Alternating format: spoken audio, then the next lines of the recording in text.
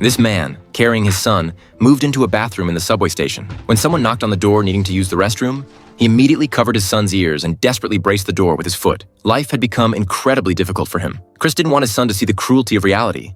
It was 1981, and an economic crisis had erupted in the United States. The world was suddenly divided in two, the wealthy driving sports cars on one side and the homeless starving on the streets on the other.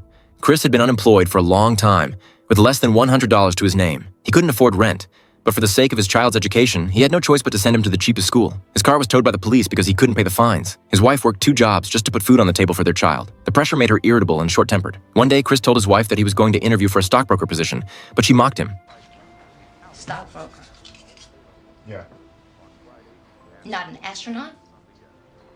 Chris could only silently endure it. He was a failure now. Years ago, Chris had invested all his savings in a batch of bone density scanners. The couple had fantasized about making a lot of money, but it was just an illusion. Although the newly developed scanners provided clearer images, the price had doubled. Doctors refused to buy them. After several years, there were still a few machines left unsold. One day, he arrived at the foot of a company building where everyone seemed happy. Chris stopped a man and curiously asked him what he did. The man said he was a stockbroker. This planted a dream in the 27-year-old Chris's mind. He wanted that kind of happiness. Chris took action and applied for an internship, but the interviewer rejected him due to his lack of education. Chris didn't give up. He waited at the foot of the company building every day for the company's boss to appear. Finally, one day, he saw the boss and personally handed him his resume, but he was rejected again. He didn't give up and continued waiting downstairs. Due to copyright issues, I can only bring everyone up to this point in the story. If you're interested, you can check out the original film